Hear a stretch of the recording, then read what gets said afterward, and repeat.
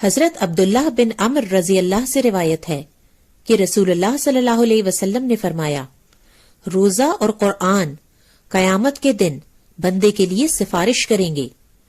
روزہ کہے گا، اے میرے رب، میں نے اس بندے کو کھانے پینے اور اپنی خواہشات پوری کرنے سے روکے رکھا، لہٰذا اس کے بارے میں میری سفارش قبول فرما۔ قرآن کہے گا، اے میرے رب، میں نے اس بندے کو رات قیام کے لیے سونے سے روکے رکھا، لہٰذا اس کے بارے میں میری سفارش قبول فرما۔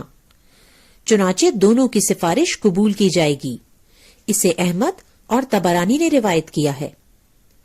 پیارے بچوں، آپ کو معلوم ہے نا کہ قیامت کا دن بہت سخت دن ہوگا۔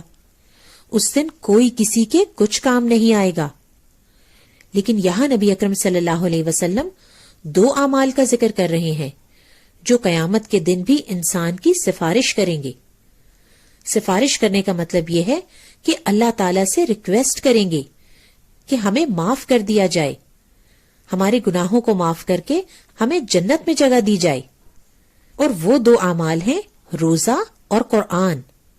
روزہ کہے گا کہ اے اللہ، میری وجہ سے یہ انسان دن بھر کھاتا پیتا نہیں تھا اور اپنی خواہشات نہیں پوری کرتا تھا، لہٰذا اس کے بارے میں میری سفارش قبول فرما۔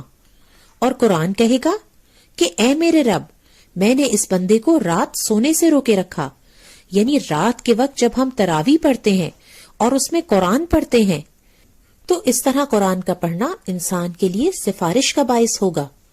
اس لیے ہم نے روزہ بھی رکھنا ہے اور قرآن بھی پڑھنا ہے انشاءاللہ۔